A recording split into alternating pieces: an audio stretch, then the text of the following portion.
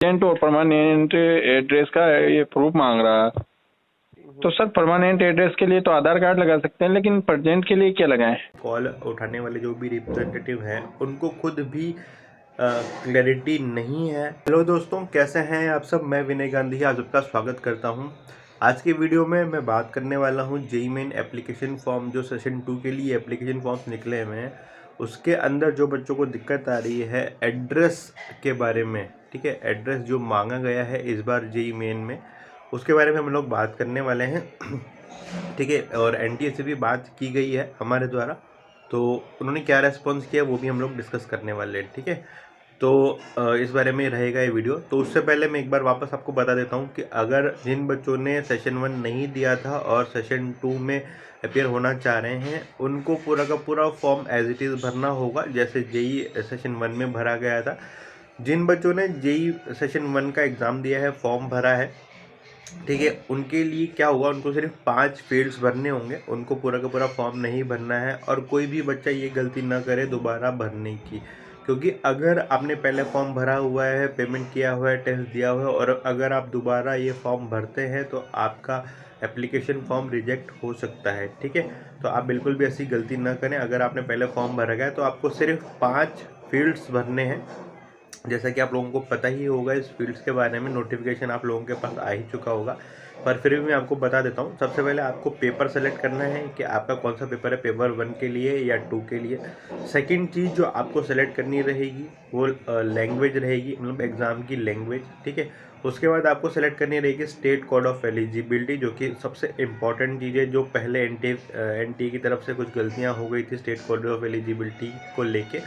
अब उन्होंने रेक्टिफाई करने का मौका दिया था, और अब दोबारा से जो है इसके अंदर भी वापस एक बार उन्होंने मौका दिया है। अगर जिसकी अभी तक भी अगर स्टेट कोड ऑफ एलिजिबिलिटी किसी ने चेंज नहीं की है तो वो चेंज कर सकते हैं। इसके अलावा जो आपको भरना रहेगा, 4th पॉइंट जो है उसके अंदर आपको भरना रहेगा आपका सेंटर। और 5th पॉइंट जो आपको भरना रहेगा, जो सबसे इम्पोर्टेंट, जो इस बार अलग से बोला गया है। वैसे अभी तक आज तक मतलब जितने भी एग्ज़ाम हुए हैं जेईई के, अभी तक कभी नहीं मांगा गया है, बट इस बार जो सबसे ज़्यादा दिक्कत बच्चों को आ रही है वो इसी को लेके आ रही है कि एड्रेस मांगा गया है। ठीक है, परमानेंट एड्रेस और प्रेजेंट एड्रेस दोनों का ही प्रूफ मांगा गया है। पहली बार मैं ऐसा देख रहा हूँ। और अलग अलग एड्रेस हैं तो उनको कंबाइन करके एक पर्टिकुलरली एक ही फॉर्मेट में आपको जमा कराना है। और अगर आपका एक ही एड्रेस है, मतलब सेम एड्रेस है, तो आपको 2 एड्रेस जमा कराने की ज़रूरत नहीं, एक से ही काम चल जाएगा आपका। ऐसा इसलिए कर रहे हैं वो क्योंकि पिछली बार थोड़ा सा उनको सेंटर अलॉट करने में दिक्कत हुई थी, तो वो ऐसा इसलिए कर रहे हैं कि आपको या तो परमानेंट सर मैंने एड्रेस या पूछ फिर रहा था, प्रेजेंट जैसे एड्रेस जो भी सूटेबल जेएमएल की रहेगा रिगार्डिंग वहाँ पे वो एप्लीकेशन अवेलेबल, फॉर्म आया मतलब ना आपको अभी। सेंटर अलॉट कर देंगे। ठीक है, इस बारे में जो हमारी एनटीए से बात हुई, मैं आपको वो उसके बारे में सर सुनाना चाहता हूँ, मतलब वो क्या में बात वो हुई है। जैसे तो परमानेंट आप और एक बार सुने कि परमानेंट क्या बात हुई है। एड्रेस का ये प्रूफ मांग रहा है। तो सर परमानेंट एड्रेस के लिए तो आधार कार्ड लगा सकते हैं, लेकिन प्रेजेंट के लिए क्या लगाएं? प्रेजेंट में कहाँ रहता है बच्चा? एग्रीमेंट जैसे में कुछ होगा? नहीं, मेरी बात सुनो कि जैसे बच्चा यूपी का है और वो राजस्थान में कोचिंग में तैयारी कर रहा है, अब वो राजस्थान में रह रहा है, तो उसका प्रूफ क्या लगाए? तो वहाँ कोई ऑनर का होगा ना, कोई जहाँ रह रहा है, हाँ रूम तो रेंट का जो एग्रीमेंट हाँ, होता है। हाँ तो उसका बिजली का बिल लगा देंगे। एग्रीमेंट भी तो होगा, पहले एक मकान मालिक से एग्रीमेंट भी बनवा लीजिए और उसमें साइन करा के और वो भी कर दीजिए नहीं अपना। जैसे क्या सर, बिल न्यू भी कह रहा लगा हूँ। दीजिए। अच्छा, वो बिल बिल लग जाएगा जिसमें हो जाएगा क्या? बिल से हो तो जाएगा, लेकिन सर वो बट गवर्नमेंट वैलिड नहीं है ना। नहीं, गवर्नमेंट वैलिड क्या? फिर अब उसके लिए मोहर, यार रुक जाइए 2 मिनट, चेक करता हूँ पहले।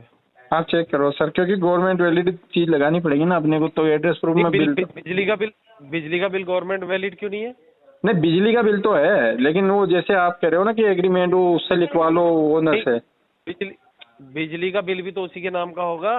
हाँ, बिजली का बिल स्टूडेंट के नाम से नहीं है, वो ओनर के नाम से तो है, हाँ लेकिन हाँ, मैं समझ। एड्रेस की जगह का तो है ना वो बिल।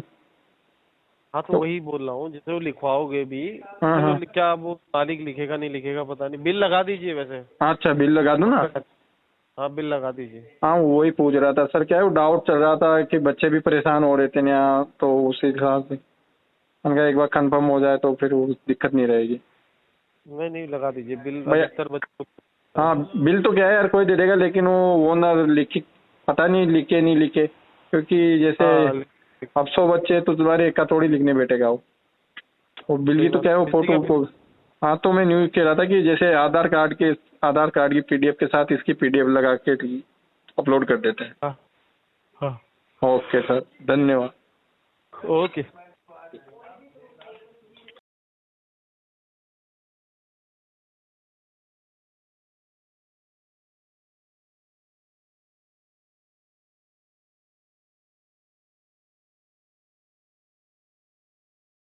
तो जैसा कि आपने सुना है ना, एनटीए पे जो वहाँ पे जो भी रिप्रेजेंटेटिव है, मतलब कॉल उठाने वाले जो भी रिप्रेजेंटेटिव हैं, उनको खुद भी क्लैरिटी नहीं है कि क्या चीज़ें अपलोड की जानी चाहिए प्रेजेंट एड्रेस के लिए। देखो जो परमानेंट एड्रेस है उसके लिए तो काफ़ी सारी चीज़ें अवेलेबल होंगी। बच्चों के पास आधार कार्ड होगा, ठीक है ना, वोटर आई डी होगा, या और भी जो भी सर्टिफिकेट्स हैं, जो भी इम्पोर्टेंट चीज़ें हैं, मतलब जैसे जो भी बताया गया है एनटीए ने, ठीक है ना, वो चीज़ें अवेलेबल होंगी। अब नॉर्मली वैसे आधार कार्ड सबके पास अवेलेबल होता ही है, बट बाकी जो है प्रेजेंट एड्रेस जहाँ पे बच्चा कहीं पढ़ रहा है, जैसे बच्चा कोटा के पढ़ रहा है या कहीं और किसी हॉस्टल में रह के पढ़ रहा है, या 2-4 जने एक साथ रह के अपने घर से बाहर पढ़ रहे हैं, किसी और स्टेट में जाके पढ़ रहे हैं, उन बच्चों को खासी दिक्कत आ रही है इस बारे में। और मेरे पास भी जो मेल आ रहे हैं, कॉल आ रहे हैं, या बच्चे जो मेरे से मिल रहे हैं वो भी यही क्वेश्चन कर रहे हैं कि हम प्रेजेंट एड्रेस में क्या भरें। तो उनके लिए खासा दिक्कत कर दी है एनटीए ने, मतलब उनको नहीं समझ में आ रहा है कि क्या किया जाना चाहिए या क्या अपलोड किया जाना चाहिए। ठीक है, अब जैसा कि आपने वीडियो में सुना, तो उन्होंने कहा है कि आप इलेक्ट्रिसिटी बिल जो है अपलोड कर सकते हैं, है ना। इसके अलावा जब मेरी भी बात हुई तो पानी का बिल बोला गया है कि पानी का बिल अपलोड कर सकते हैं, इलेक्ट्रिसिटी बिल, या फिर एक अंडरटेकिंग भी आप दे सकते हैं कि अगर हमारे पास इस तरह का कोई भी डॉक्यूमेंट नहीं है तो पर फिर भी वो अंडरटेकिंग भर के कि मैं यहाँ रहता हूँ, उस पर्टिकुलर जो है जगह का एड्रेस आप लिख के अपने खुद के साइन करके अपलोड कर सकते हैं। बट फिर भी जैसा कि हमें समझ में आ रहा है बात करने से, जैसा कि आप लोगों ने भी सुना, ठीक है ना, ये कोई पर्टिकुलर सॉल्यूशन नहीं दिख रहा है। और इसका ऐसा भी नहीं है कि हाँ भी आगे बच्चों को किसी तरह की कोई दिक्कत ना आए। तो ऐसा कोई सॉल्यूशन एनटीए को प्रोवाइड कराना चाहिए, ऐसा कोई पब्लिक नोटिस जो है देना चाहिए, स्टूडेंट को अवेलेबल कराना चाहिए वेबसाइट पे, ताकि बच्चों को भी क्लैरिफिकेशन हो सके और वो उसी के अकॉर्डिंग अपना फॉर्म फिल कर सके। ठीक है, तो हाल फिलहाल मेरा सजेशन यही है आप लोगों को कि अभी फॉर्म फिल ना करें, समय अभी पर्याप्त है हमारे पास। ठीक है, आप फॉर्म फिल ना करें, 2-4 दिन और रुकें, ठीक है ना। जैसे मैं भी ट्वीट भी करने वाला हूँ इसके बारे में, तो मतलब थोड़ा सा रुके, अभी 2-4 दिन रुक भी जाएंगे तो कोई समस्या वाली बात नहीं है। 12 मार्च तक हमारे पास समय है, ठीक है, अभी हमारा पर्याप्त समय है। अगर हम 2-4 दिन रुक भी जाते हैं तो भी हमारे किसी तरह की कोई दिक्कत नहीं होने वाली है।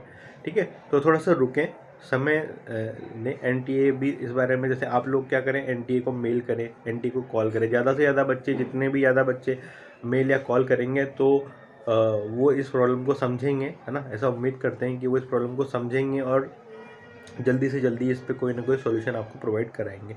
ठीक है, तो आज के लिए बस इतना ही, मिलते हैं अगले वीडियो में, तब तक के लिए bye bye, thank you very much.